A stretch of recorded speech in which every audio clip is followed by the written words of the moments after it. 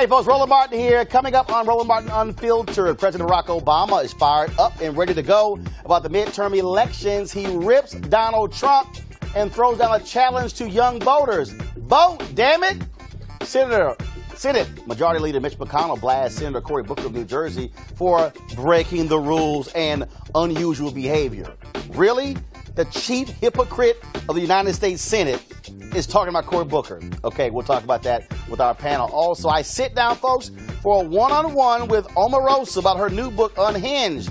Why does she now think Donald Trump is a racist? Why the hell did she go work for him in the first place? Also, Trump calls Betsy DeVos ditzy Betsy. And she also talks about her beef with April Ryan and addresses all of y'all who say she is not welcome at the cookout. Yeah, she got an answer for that. Trust me, you don't want to miss that conversation. It's time to bring the funk on Roland Martin Unfiltered. Let's go. He's got it. Whatever the biz, he's on it. Whatever it is, he's got the scoop, the fact, the find. And when it breaks, he's right on time. And it's rolling.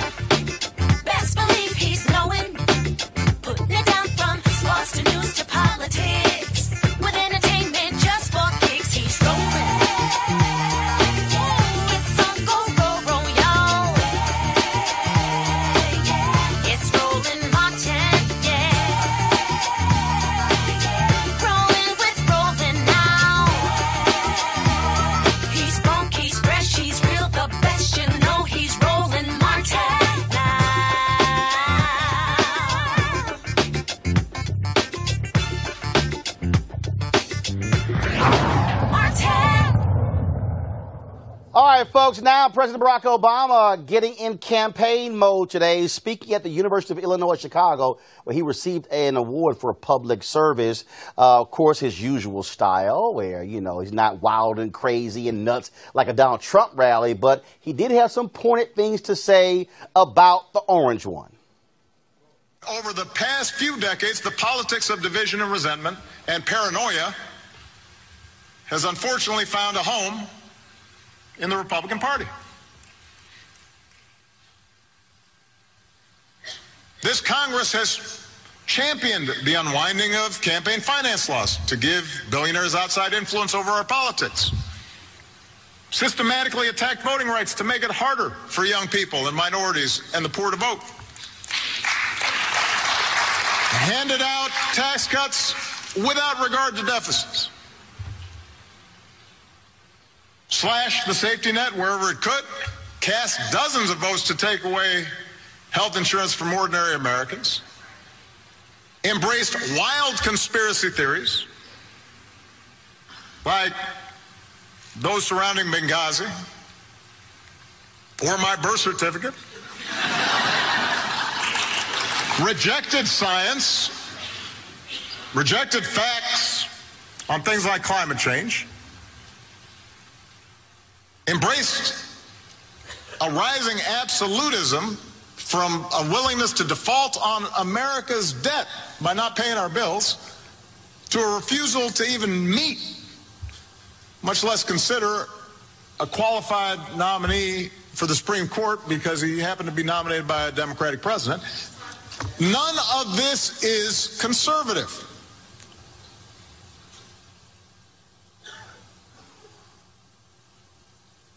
I don't mean to pretend I'm channeling Abraham Lincoln now, but that's not what he had in mind, I think, when he helped form the Republican Party. It's not conservative. It sure isn't normal. It's radical. It's a vision that says the protection of our power and those who back us is all that matters, even when it hurts the country. It's a vision that says the few who can afford high-priced lobbyists and unlimited campaign contributions set the agenda. And over the past 2 years, this vision is now nearing its logical conclusion. So that with Republicans in control of Congress and the White House, without any checks or balances whatsoever, they've provided another $1.5 trillion in tax cuts to people like me, who I promise don't need it, and don't even pretend to pay for them. It's supposed to be the party supposedly of fiscal conservatism. Suddenly, deficits do not matter. Even though just 2 years ago, when the deficit was lower, they said, I couldn't afford to help working families or seniors on Medicare because the deficit was an existential crisis. What changed? What changed? They're subsidizing corporate polluters with taxpayer dollars, allowing dishonest lenders to take advantage of veterans and students and consumers again. They've made it so that the only nation on earth to pull out of the global climate agreement, it's not North Korea, it's not Syria, it's not Russia or Saudi Arabia, it's us, the only country. There are a lot of countries in the world. We're the only ones.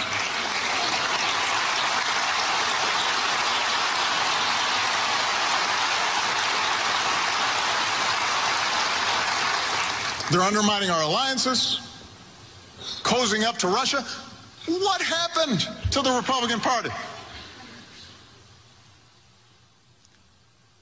Its central organizing principle in foreign policy was the fight against communism, and now they're cozying up to the former head of the KGB. actively blocking legislation that would defend our elections from Russian attack. What happened?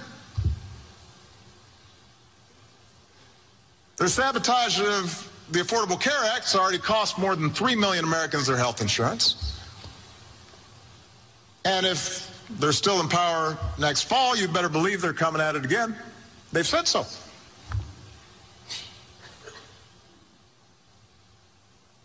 In a healthy democracy, there's some checks and balances on this kind of behavior, this kind of inconsistency. But right now, there's nothing. Republicans who know better in Congress, and they're there, they're quoted saying, yeah, we know this is kind of crazy, are still bending over backwards to shield this behavior from scrutiny or accountability or consequence. Seem utterly unwilling to find the backbone to safeguard the institutions that make our democracy work. And by the way, the claim that everything will turn out okay because there are people inside the White House who secretly aren't following the president's orders, that is not a check. I'm being serious here. That's not how our democracy is supposed to work. These people aren't elected. They're not accountable.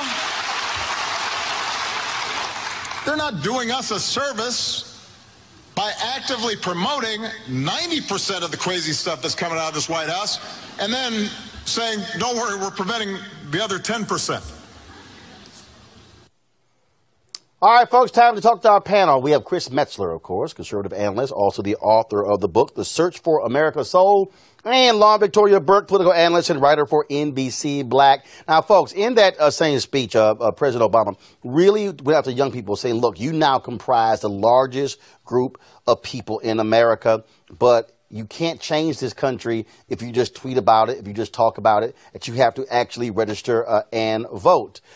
Just your initial thoughts about, his, some say, coming out party, if you will, for the 2018 midterms. He's said this before, this whole thing about young voters have to come out and vote. They did come out and vote. They voted for him. That's how he got into office. I don't know why. Well, in the speech he said in is on young 2014 voters. midterms, they did. In the speech he said, the 2014 midterms, 1 out of 5 young voters voted. Right. Well, I mean, that's great. I think, though, that across the voting demographics, we can pick out each group and target them and say that everybody needs to vote. We're seeing every sign right now that the midterms, we're going to see some sort of a surge. We saw a record number in Florida when Andrew Gillum won. So I'm not sure why he's targeting young voters in particular. I'm also, even though I think his historiography is absolutely correct, obviously everything he just said about Donald Trump is correct. We know that Donald Trump is dangerous and scary. We understand all that, but it is interesting to hear him bring up tax cuts, given that he agreed to extend the Bush tax cuts twice in late 2010. After the 2010 midterms, when Democrats got pummeled. Late 2010 and then early 2013. So tax cuts is not a topic he should focus on very much. I was really surprised that he sort of went into that. But I get it. I mean, what he's saying generally about this president is all true. It's very dangerous, etc. Hopefully he can motivate voters. But, Chris, here's the piece. And, look, we just have to be honest. And, again, I know the people out there, they're like, oh, my God, no, really, don't say it. But the bottom line is this here. Democrats lost nearly 1,000 seats in the 8 years Obama was president. Right. I talked to people who were senior officials in his White House who said one of the greatest failures was that they spent more time focused on Obama for America, which became Organizing for America, right, and not the Democratic National Committee. And they were not putting that money in the infrastructure on the ground to drive people to vote. And so everybody keeps talking about these races as a referendum on Trump. I disagree. I also believe that what you're seeing here is also a referendum on the 8 years of Obama, where people said, you know what? We expected this to happen. It didn't happen. Now we're not going to sit here and hope we're going to do it ourselves because we didn't like what you didn't do. And that's exactly right. Look, from the standpoint of Obama, to borrow a statement from the Republican nominee in Florida, that was a very articulate presentation.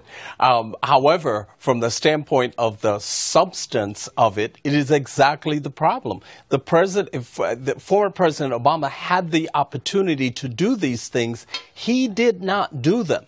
And so it seems to me rather odd that now he's coming out entering into the election with the same message, a message in which people are saying, okay, we didn't get it. We didn't get what you were supposed to do. Now you want us to do it. Why? And that's the fundamental problem I have with this. And I also think from the standpoint of Democrats, it is very much, the races are very local races rather than a national race.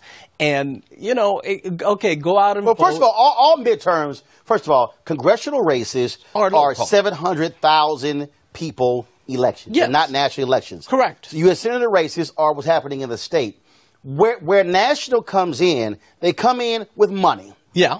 They come in with infrastructure. Correct. They come in with people. Correct. Well, that's where the parties come in. Yes. Because when Howard Dean was chair of the DNC, he kept talking about a 50-state strategy. Right. You have to put the money into your state parties. Yes. And then your state parties put the money into your county parties. Correct. And that's how you drive folks on the ground. And again, and let me say it right now, I know all the people who love President Barack Obama, okay? And we all appreciate his historic presidency. But he didn't do it. That's right. I'm telling you what I reported for 8 years. Yeah. And I was yelling on Washington Watch on TV One and on News One now that you have to put the resources on the ground. And so they are now, like the whole deal that he's doing with Eric Holder and gerrymandering. Okay. You're doing that now, but the reality is that was happening in 2010 and 11 and 12 and 13. Right. And so, look, just so y'all know, I talked to a high-ranking DNC official, okay, who used to work for Obama. He said, bruh, you got to accept some of the responsibility for us losing 1,000 seats. That's correct. And so what the party now is having to deal with is you must have infrastructure. National, state, county, local. You got to. And that's where the Republicans have an advantage, though, because it is, in fact, that infrastructure that makes a difference. Who are you going to fund? If we have somebody who's running in a race that's D+ double digits, and we're not going to fund that particular person. And I'll give you examples. So go to my iPad. Go to my iPad. Some guy, Tim O'Neill on Facebook. Roland, be quiet. You're acting like an A better than you do. No. See, this is the problem right here. That's right. The people, I need the people who are watching, I need y'all to understand. And yeah, I call you out, Tim O'Neill, some other people. You have to be honest. Okay? If y'all want me to be honest about Republicans, like in Kentucky, they finally called out some racist who's running in Kentucky. Yeah. If you want to be honest, Democrats have to be honest. Right. And we have to stop acting like, let me be perfectly clear. Henry, go to the shot of Dr. King on the memorial. Y'all, that is not President Obama. Okay? We have to stop acting like we can't speak critically of what he didn't do and the party didn't do. Correct. They are having to right the wrongs today of a bad party infrastructure. And so Republicans had to deal with the exact same thing. Right. Republicans had to deal with not having a strong national party. We did. State party, county parties. Right. And all of a sudden it's like, because that's how you win elections. You win elections by out-organizing, out-mobilizing, and getting folks to the polls. Well, even more granularly, and I'm surprised he didn't bring this up, is, of course, the Democrats fell asleep at the wheel when it came to the maps and redistricting. And the way you fall asleep at the wheel is you don't pay attention to your state and local races in terms of state houses. Exactly. And I'm not saying Barack Obama should have been responsible for that granular level, but of course the level above that, they're all controlled by each level. But you called it granular level. The other thing, though, about hold on. the president... No. I want you to move to that point yet. Because, see, this is where we need to educate everybody who's watching, okay? When we talk about, because you said redistricting, somebody who's watching right now going, redistricting. What that means is very simple. The party that wins the most seats in the states controls how the congressional lines are drawn, but not just the congressional lines. They control how all the lines are drawn, the state rep and the state senate. So why do the Republicans have an 81-seat majority in Florida? Because they drew the line. Why do Republicans have a supermajority in North Carolina? Because they drew the lines. Why is it that Democrats could beat Republicans in Wisconsin by 10 points and still be in the minority? Because they drew the lines. And so redistricting, gerrymandering, is based upon what happened on state level. And so all those people voted in 2008, didn't vote in 10. 16 states flipped to total GOP control. Yeah. And what did they do? Redrew the lines, voter suppression. Of course. Voter ID, slashing polling locations. And so that's what November means. And to the folks who are watching, y'all can, again, be mad at me all y'all want to about Obama.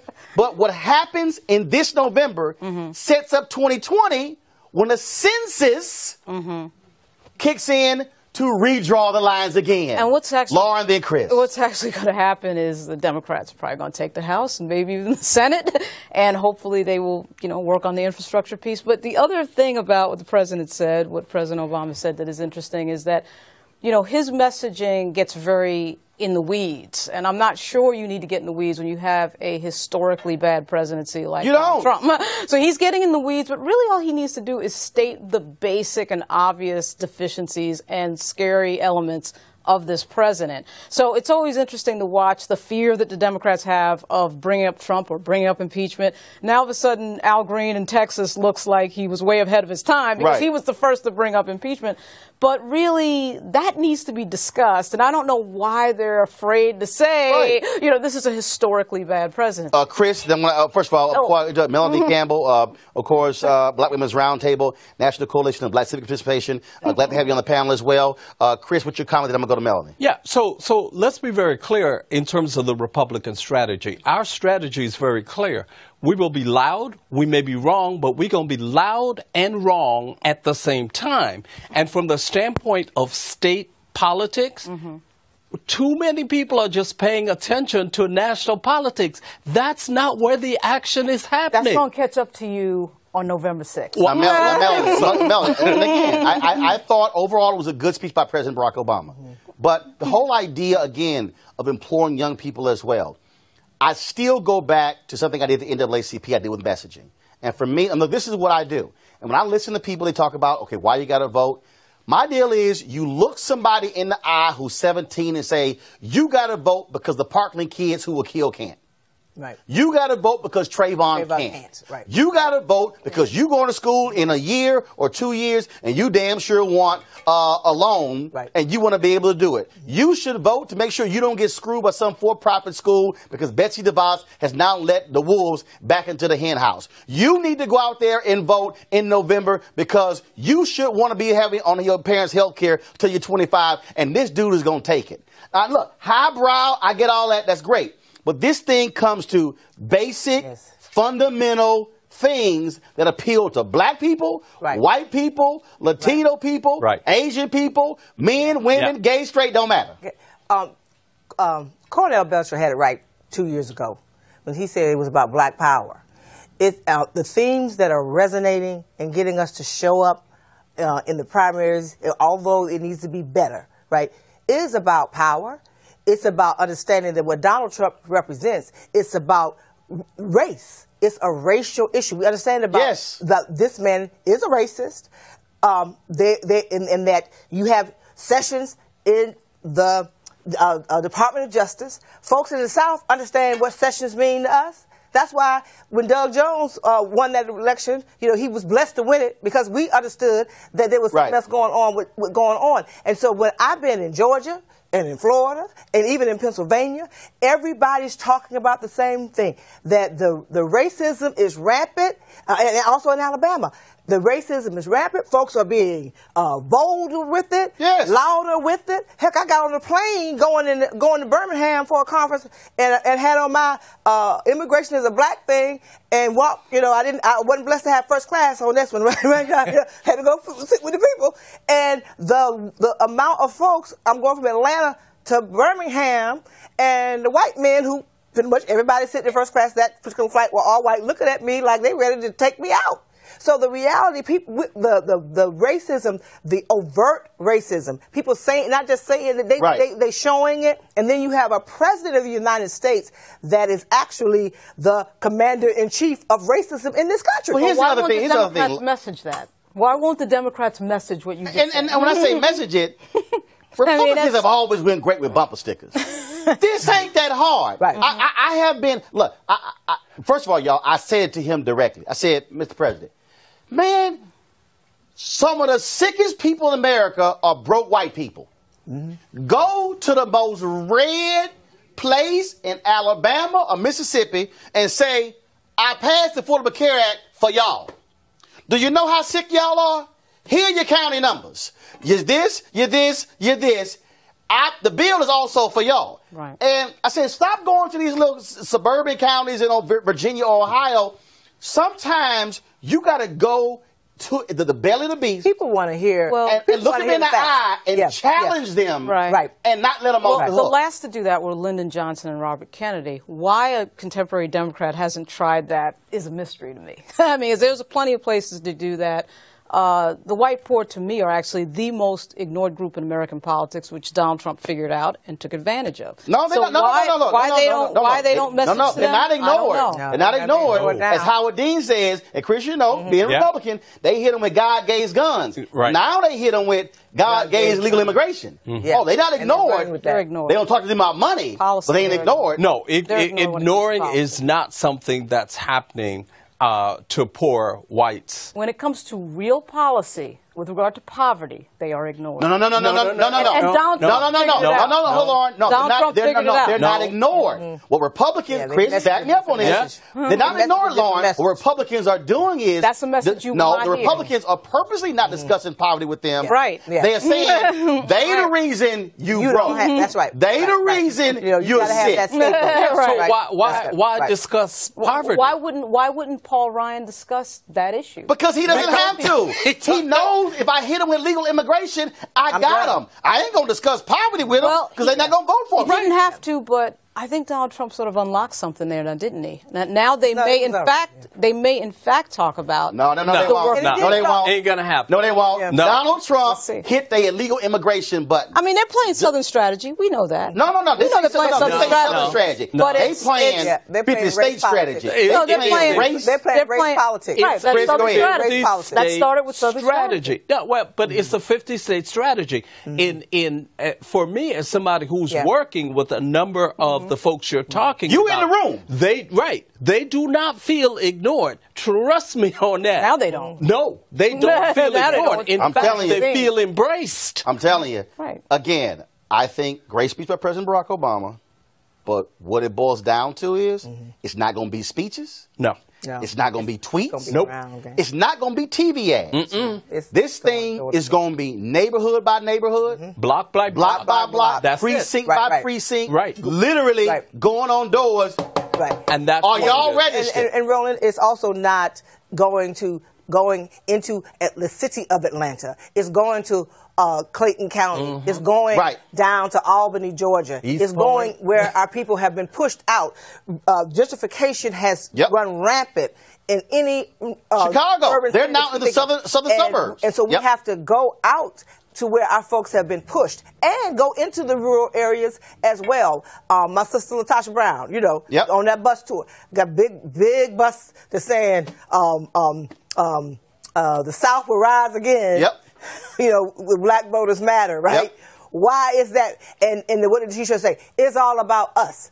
When we say it's power of the sister vote, it's about me. You got to speak to my issues. That's what's getting our folks to show up. And that's why our people are winning. That's why you have been jealous over there in Maryland, and Stacey Abrams in Georgia, and Andrew Gillum, all of which I can touch their lives, place in my life, to see them, because they're speaking, not necessarily all the messaging is there, but I can see you, I can see me in you. Not just because you're black. Hold on one second. Y'all gonna I know y'all gonna enjoy this next conversation. So I had a chance to interview Omarosa a little bit earlier today about her book, Unhinged. And unlike all the other networks, I want to know about all the black stuff.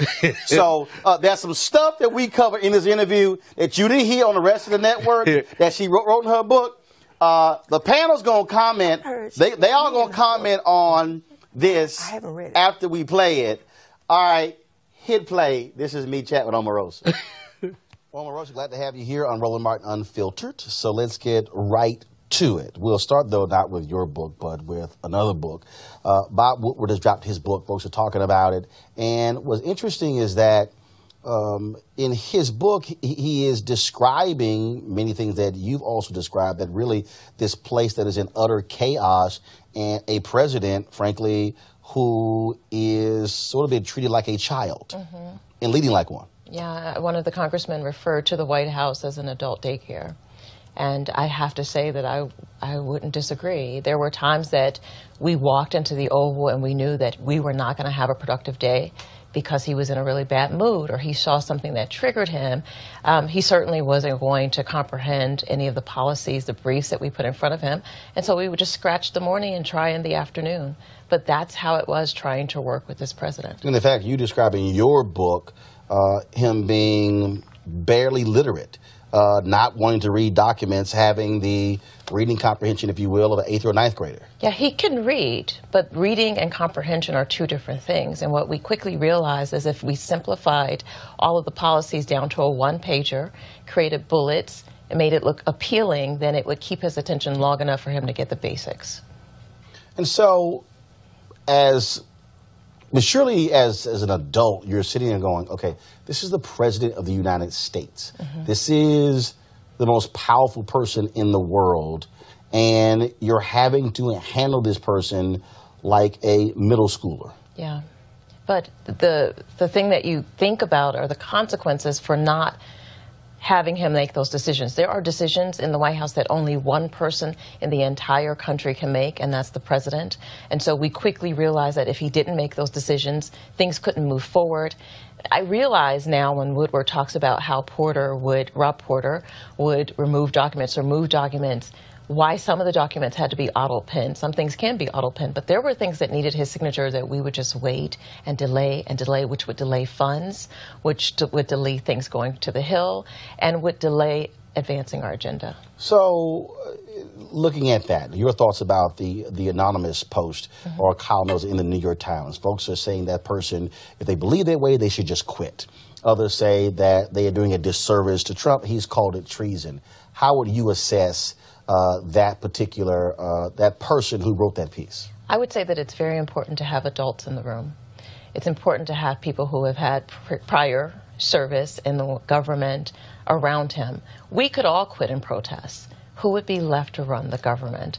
And a lot of that was what I processed while I was there. You can see that a lot of the administration officials battled with, do we stay and try to right the ship, or do we jump off the side of the ship and just leave it to crash into an iceberg? That's really what we were faced with. And I think that the person who's decided to remain, to stay and try to right the ship, you know, people are going to villainize them. I would say it takes courage to stay in that White House. It is one of the most toxic environments I've ever worked in. So the question is, why did you even go along with the campaign, go work for him? In the book you say, during the campaign, you said, he's not a racist, he's racial, and you base that upon how he treated you. Yeah, 15 years. Yet you hear the comments, we hear the Access Hollywood tape, we see how the bullying tactics at rallies. We saw all of that. I've been using the hashtag, we tried to tell you, meaning black folks should try to tell everybody. 94% of black women, 85% of black men did not vote for this man. We tried to tell you. And so why did you, as somebody who was supporting Hillary Clinton, even go work for him and campaign for him and champion him to be president? Oh my gosh, I'm going to get in a lot of trouble saying this, but I think you'll appreciate it. I had worked in the Clinton White House, and I hate to use this term, Roland, but I'm just going to use it because it's authentic. I had become desensitized to a president behaving badly because I was in the White House during the impeachment process for Clinton. That's not justifying it. I'm just being transparent. By the time I get to, you know, the experience that I described with the Clintons, as you know, I worked for Ready for Hillary, trying to raise money for her. And what she did with Clinton and all of the black staffers who had been loyal, not hiring them, taking one staffer. By that point, I was disenchanted with the Clintons. And when Donald called and said he needed my help, I thought, what harm would there be to help my friend? And I did describe it clearly in the book as a friend helping a friend. But did you also think he wasn't going to win? So it's like, what the hell? I say that. I mean, it's true. I thought there's no way that Donald will beat George Bush, Ted Cruz, Ruby, all these people with tremendous amount of experience, donors, money, messaging, momentum, relationship with the media. I thought, I'll support my friend. We'll have a good time. Donald will go launch his Trump TV, which is what he was going to do if he didn't win. And so during that, you got black folks who are calling you a sellout, calling you a traitor, who are blasting you, who are saying, how can you work for this man who started his career off being under investigation and being charged by HUD for not wanting to rent to black folks? How did you justify that when you had this whole set of... Justify the name calling? No, justify... Still campaigning on his behalf, going to rallies, saying why he should be elected, why black folks should look forward to him being president. Because I am of the school of politics that believes that we should have representation on all sides, that we should have someone in the Republican Party, we should have some in the Independent Party, Green Party, the Democratic Party. I do not believe that African Americans should give 100% support to the Democratic Party, or they will be taken for granted, exploited, and used. So let me ask the second part of your question. But did you believe it? When you were saying that, you believe it, or was it sort of, okay, this is what I got to do? I was never a Republican. I always said I was a Trumplican, meaning I wanted my friend to win. That's the bottom line. I wanted Donald Trump to win. Now, when you start going back and assessing things that happened with his family, when his family was sued, like you said, for housing, when people started talking about Central Park 5, I had a chance to ask him face-to-face about those things, to listen to his justification. What did he say? The first thing, the housing thing, he said they sued my family's company, and they sued multiple companies at the time. It wasn't just a singular lawsuit on Trump. And he explained what happened. He said that he wasn't trying to block out African Americans. I had to take him at that. But Central Park 5, when he explained that to me, if you understood, which I didn't understand, that they had confessed, and so that was when Donald called for the death penalty. I'm justifying, just explaining what he said to me.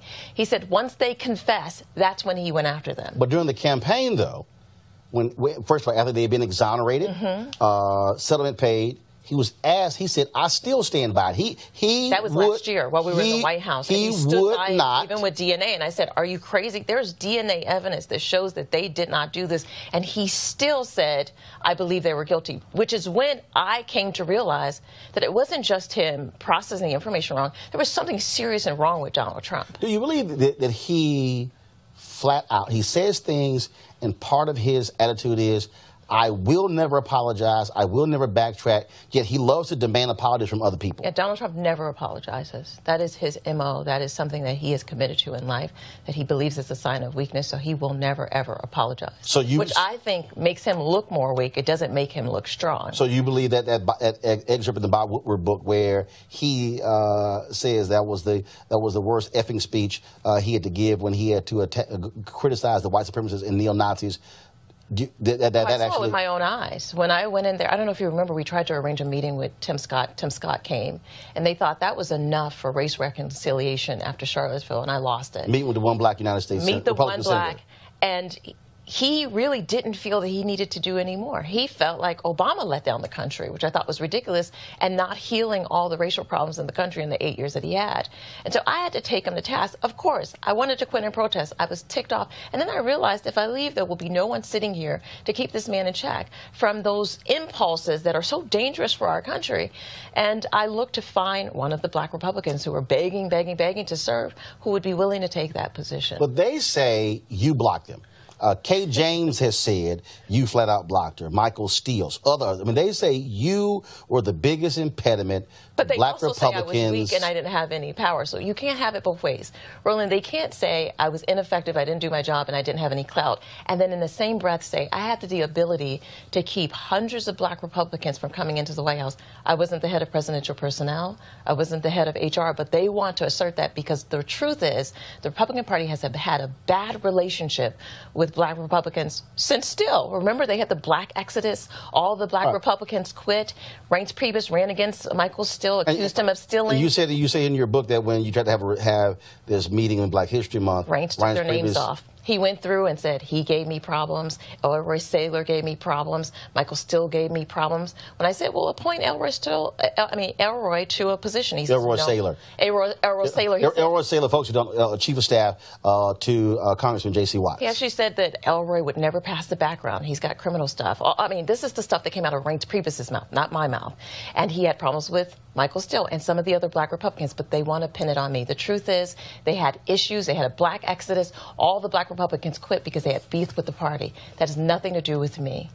I want to talk about language. And you say, when he gave a speech, you said, I begged him not to say, what do we have to lose?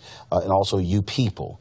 And you said he never seemed to understand that. He didn't understand that you people and saying the blacks love me, that's a problem. Yeah, he and other white men in the administration had problems with language and how they communicated with black people. It wasn't because they weren't told, because I corrected him again and again.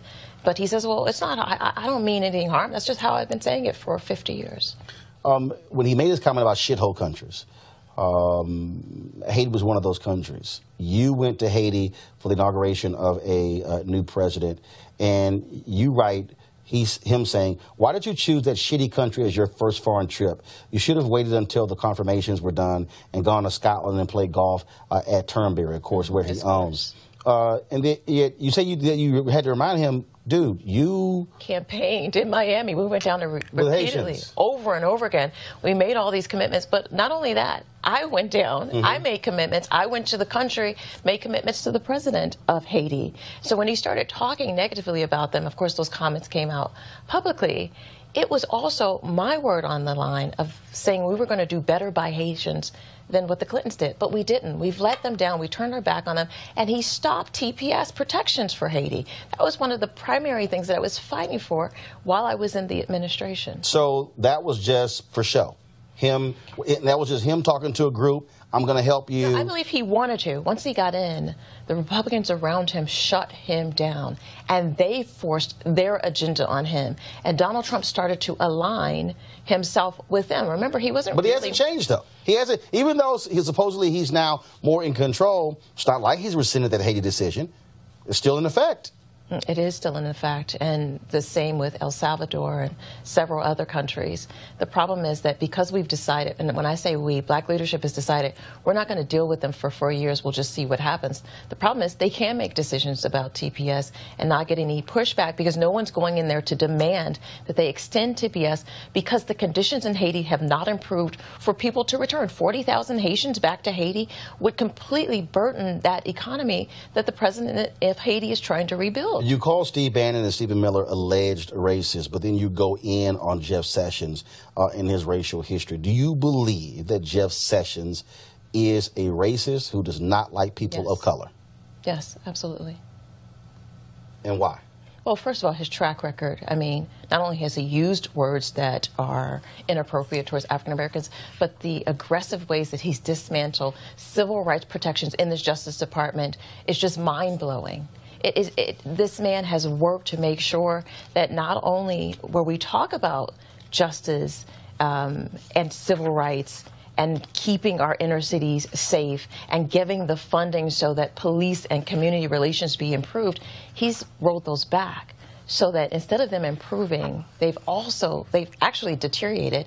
And I would use Chicago as a prime example. And with that, it's very interesting because this president often loves talking about Chicago. He does. Has not gone. Refuses to go. Refuses to go. If questioned, where's your plan? There is no plan. It's because he has a beef with Rahm Emanuel.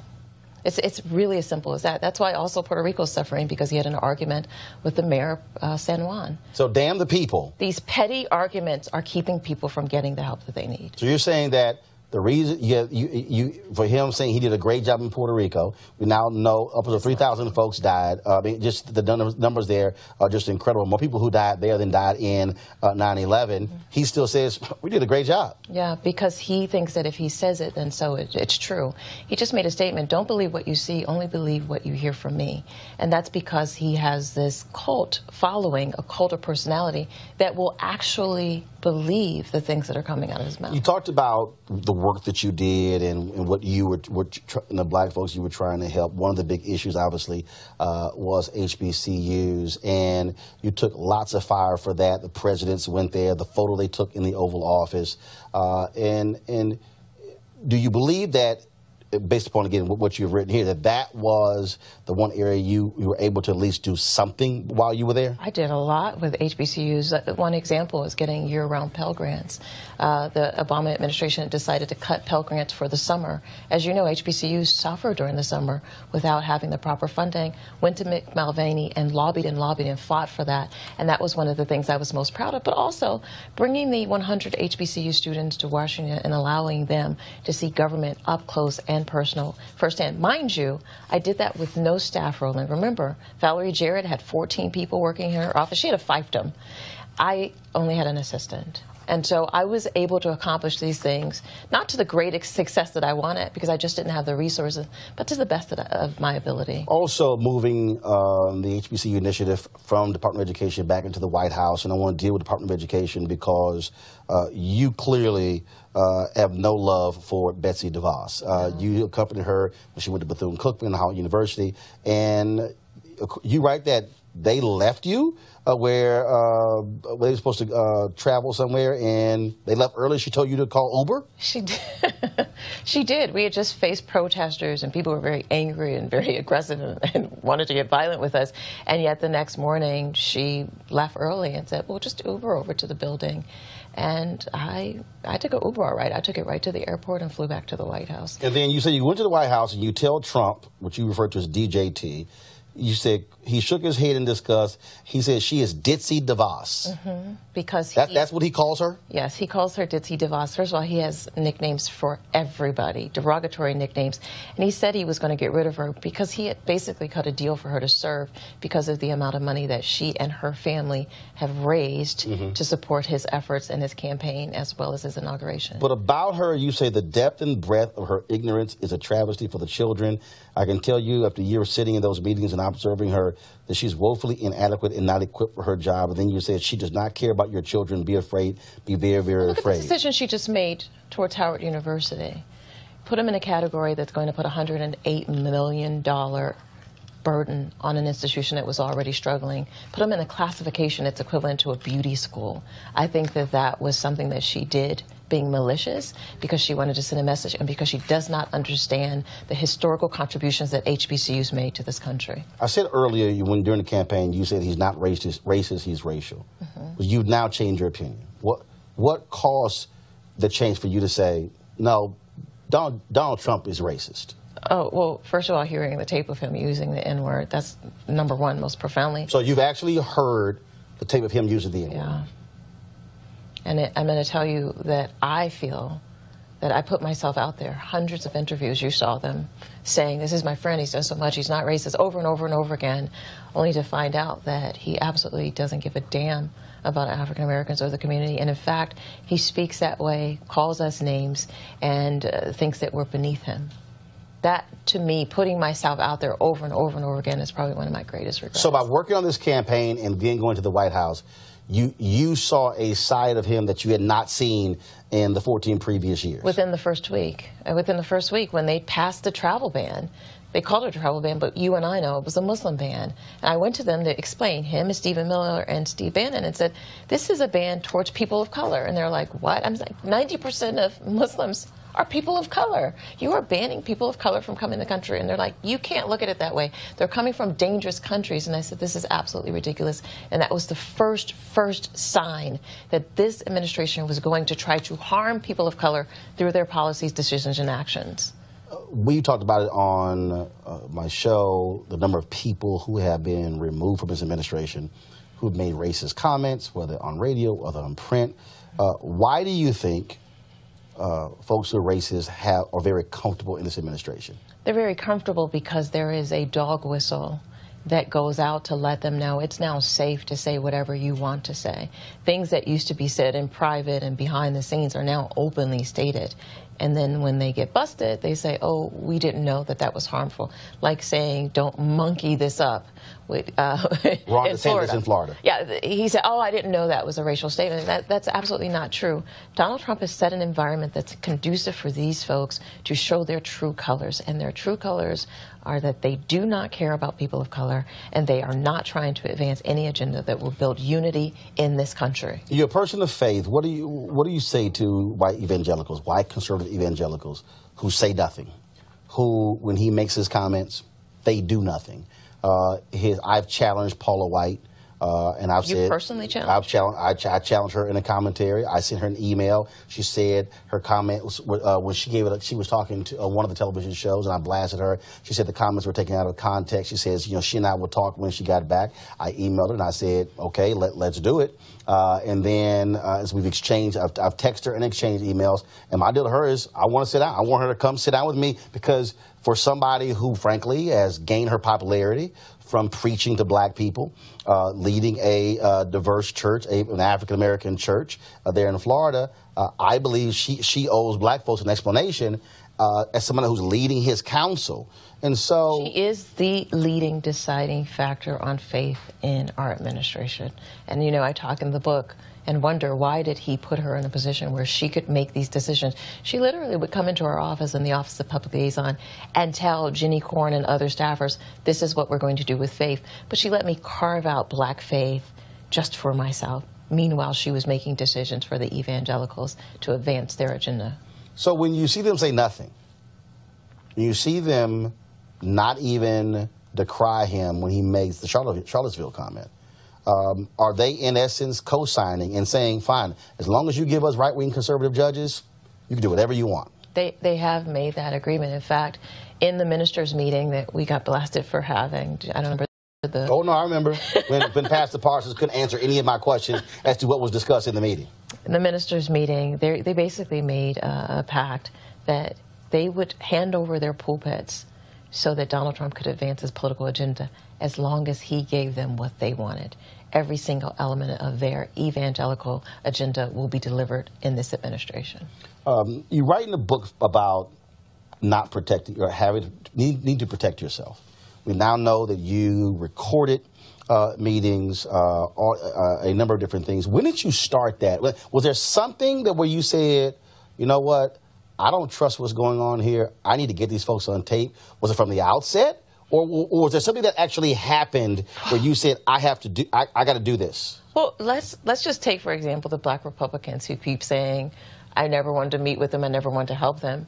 If I didn't have those recordings of calls of them trying to get them to send candidates so that we could recruit them for positions in the agencies and the administration, people would believe that. If I didn't record General Kelly locking me in the Situation Room, threatening me, and telling me that things were going to get ugly for me, and that there could be damage to my reputation, no one would believe me. But that's so important, Roland. But something has to precipitate that. So, I mean, when I was in Fort Worth, and I knew in Texas it was one-party consent, and if I got called into my editor's office, I could tell based upon the tone, I was like, you know what, I got my tape recorder, let's see how this goes. So was there something that precipitated that where you said, every meeting I go into, I got to record every meeting? Was there a conversation? Did something happen where you say, I better protect my back, and the way I'm going to do this is with a recording device? If you've ever read the book of Spook That Sat by the Door, you understand that as the only black person in the room, sometimes you're going to hear things that are so shocking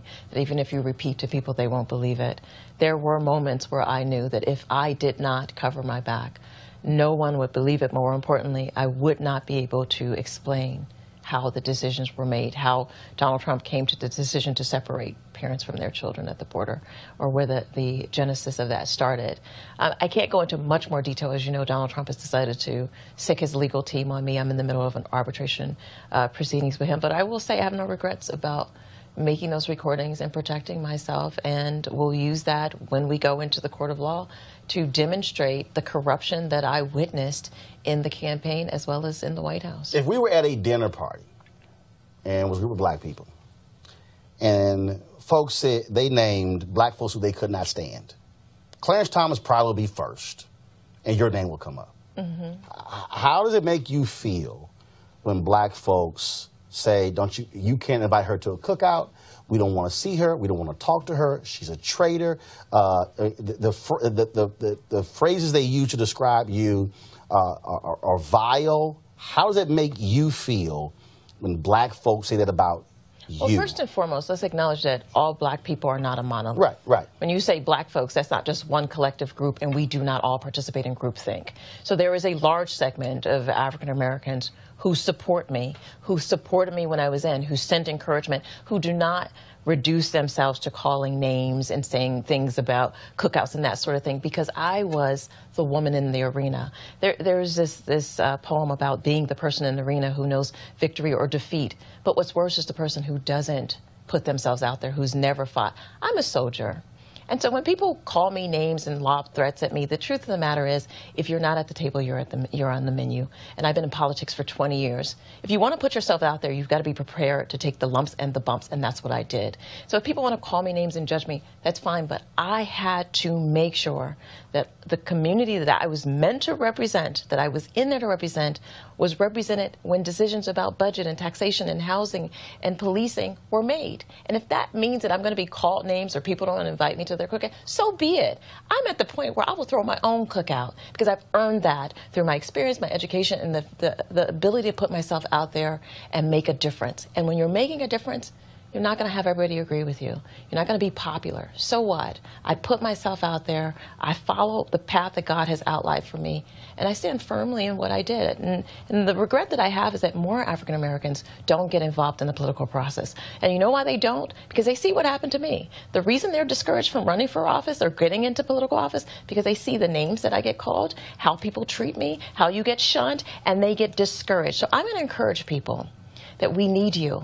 We need them in the race. We need them involved. We need them in the fall during the midterms. And don't get discouraged by the names of the people or the naysayers, the critics. They're always going to be there. But what we need are people who are brave enough to put themselves out there to be change agents for our community. We need that more than anything. April Ryan gave an interview. She has a book coming out where she says the Trump administration is trying to destroy her career. The two of you used to be friendly. Wasn't she a bridesmaid or something like that, or was supposed to be in your wedding? Something along those lines. And it is as if it's absolutely oil and water. Yeah. Do you believe this administration is trying to destroy her career? She early on said that you said there was a dossier on her, on me, Pastor Jamal Bryant. I called you immediately after that, which was ridiculous. I don't give a damn. Almost like it's public.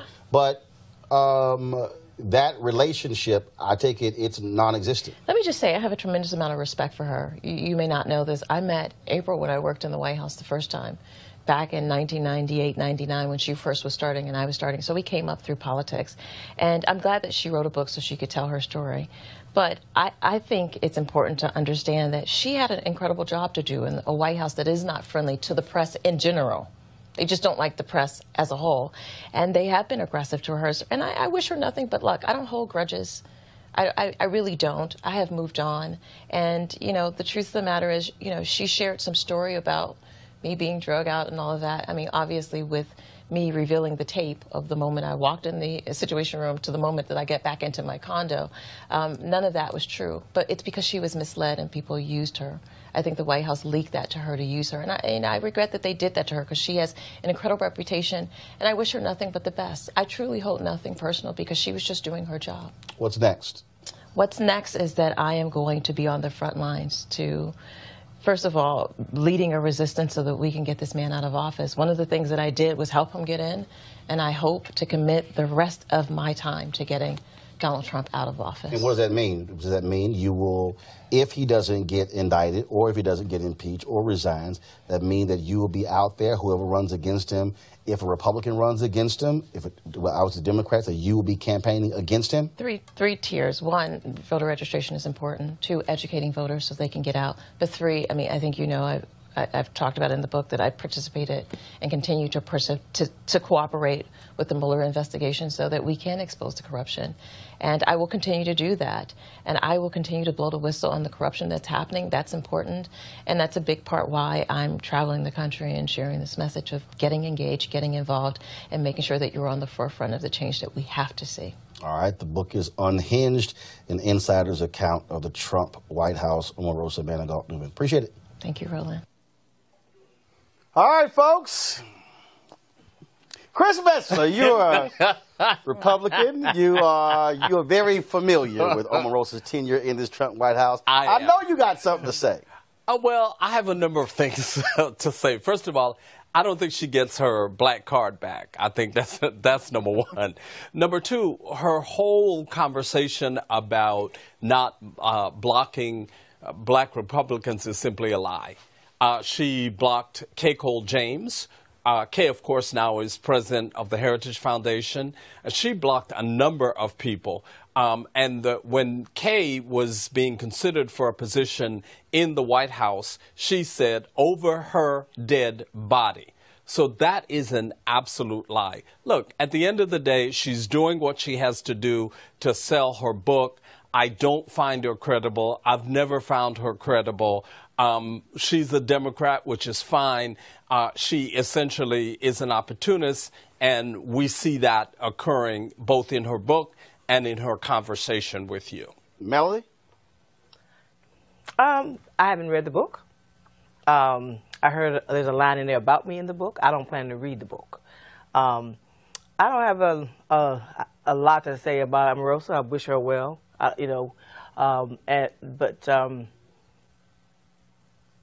that's all I'm going to say about that. Lauren? You know, I really have nothing negative to say about Omarosa. They hired her. They knew she was a Democrat. They knew who Omarosa was. Like many of the people that they've hired in the White House, the level of expertise for that particular job wasn't there. I mean, and she's a survivor. She's somebody who she does her for her, which I actually kind of like, frankly. I mean, she's a player on the field. But when she was there, the two of us spoke a lot about HBCUs. That's where we kept the conversation. And I care about HBCUs a lot. And despite everything, I think she does too. I think she genuinely does. So I don't have a lot of negative energy to give Omarosa, to be honest with you. It is interesting. I mean, but to me, this White House, you are who you hire, you are who you surround yourself with. They hired her, and I don't know why anybody would be surprised at any of the results of any of their hires. Henry, go to my iPad. This is what the folks are saying on Facebook. They have been commenting like crazy, big time. Let's see here. Opportunists make a living off of opportunity. Girls, speak your mind. Hello. Omarosa is more relevant than many people. Spread love. Vote November 2018. Let your voice be heard. That's Milton Corbett. Mona Brown, you are a very savvy businesswoman, and we can't blame you for that. Danny Stokes, Roland has the best conversations. Appreciate that, Danny. Let's see. Renee Lewis, I wish we would forgive the oppressor like we forgive each other. And then let's see. Alita says, I think she has learned her lesson. And just a couple of more. Brandon Lee, what the hell? So we got folks who are commenting. Matter of fact, let me just real quick. I know we're about to switch over, but let me try to. I'm going to show Periscope some love. Let me try to get that going. And so that's also the beauty of us, of course, live streaming the show. We get to actually take advantage of all the comments from our folks and people who are on. So I'm trying to pull those up. So, I read a significant part of the book, and the fact of the matter is there are a number of books out there. Major Garrett has a book coming out. Bob Woodward's book is out there. She has her book. I know Omarosa. I don't hate Omarosa. I don't despise Omarosa. The reality is that people you talk to all the time, the bottom line is, like I said before, this is about power. I don't care who you are. I don't care who you are. If there's somebody who you know, like she knew Donald Trump for 15 years, that person's running for president, and you know anything other than many black people around, I can jump to the head of the line. And very few people can actually say they work for a president of the United States. Right. That's what you got going on here. I do believe, being in that White House, seeing what was going on, it was cover your ass moment. And the idea to sit here, and I will agree with her. I do believe that if she did not have recordings. Oh, please, yeah. If she did not have recordings, they would have said she lied about how she got fired. Right. And she is right. Right. When she made the right move. She got fired. Rolling that tape. Huh? She made the right move rolling the tape during the Kelly discussion. Right. I mean, because they did tell April. Right. April went out and reported that she tried to storm into the residency. They had to drag her out there, and she says, what was out there. And she said, I recorded the whole conversation from John Kelly walking in to me getting to my condo, and none of that said. And it verified once again that there's a bunch of liars in this White House. They will lie about anything. They will lie with impunity, and they will lie right to your face. Final comment. One thing I will say about it, and when it comes to Omarosa, when Donald Trump, called her out of her name, that's when you saw a lot of black women. Call her a dog. Yeah, right. I just didn't want to use that, it is what it is. David, the show's called Unfiltered. You can go ahead. He Right. called her a dog. Right. There you go. That is when a lot of us did speak up, right? And say that no matter what, you're not going to call the sister out of her name. Right. And so, and again, it goes back to what we talked about earlier. It's about this level of vitriol with this president. And he brought her in there, and now she's a dog. It's like, right. And so that I will say was unacceptable. Final comment. Yeah, my only thing Chris is Bessler. crabs in a barrel. And that's the fundamental problem I have with Omarosa is crabs in a barrel. That's all I'm going to say. All right, then. We certainly want to thank Melanie, Chris Metzler, Lon Victoria Burke. Folks, this, of course, was the first week of Roland Martin Unfiltered. I want to thank all of you who've watched, who've tweeted, who posted on Facebook. Don't forget, we also need your support. So if you can go to RolandMartinUnfiltered.com and join our Bring the Funk fan club, we would appreciate that because this is about having an independent voice speaking to our issues where other folks are not covering. There's no other daily news show in America on television, on broadcast or cable, that is speaking to our issues and our concerns. This is why me and my team wanted to launch this, because we're having conversations nobody else is having. I can tell you, even that Omarosa conversation, other folks who interviewed her didn't ask the issues about Haiti or HBCUs or Betsy DeVos like I did with her. And this is why we have to have our own platform and our own voice. So I need you to do a couple of things. First and foremost, don't forget it. This is over. If you miss parts of this, all you got to do is you can go back and immediately watch the broadcast on Facebook, on Periscope, or on YouTube. Second of all, share this. Send it out, share it, blast it out to your friends, all of your followers, so they can also see this as well. I also want you to join our YouTube page. If you haven't, liked us on Facebook and join the Periscope channel as well. And also set your live notifications, which allows every time we go live, you immediately are notified. It pops up like a text message, and then you can actually watch what is going on. This weekend, here's what's going to happen. We're going to actually broadcast all 4 shows back to back to back to back on Saturday and Sunday. We'll be streaming them as well. Plus, yesterday's rally by the AME Church outside of the White House, our cameras were there. We were the only folks that were there. If we were not there, guess what? Didn't get covered. So we're going to actually stream the entire rally as well. Another reason why we have to own our own and control our own to tell our own story. On next week, I'll be joined by Bobby Brown on Monday, talking about his career, his recent movie on BET, and he's going to explain to me what the hell is up with New Edition and all this back and forth. Second of all, we'll also be talking with Mario Van Peebles. He has a new movie coming out. Yours truly is starring in that movie. Yeah, I'm going to tell you about that as well. And of course, next week is also Congressional Black Caucus, ALC, and Melody and her group. They're launching their report on a survey on the viewpoints in the state of black women in America. It's an annual report, so we'll be talking to her as well. Plus, Cheryl Pearson McNeil with Nielsen on the state of the black consumer. So we got a jam-packed week, and you know how we do it. Unapologetic and also unfiltered. Go to RolandMartinUnfiltered.com. I got to go. Y'all have a great one. Hi!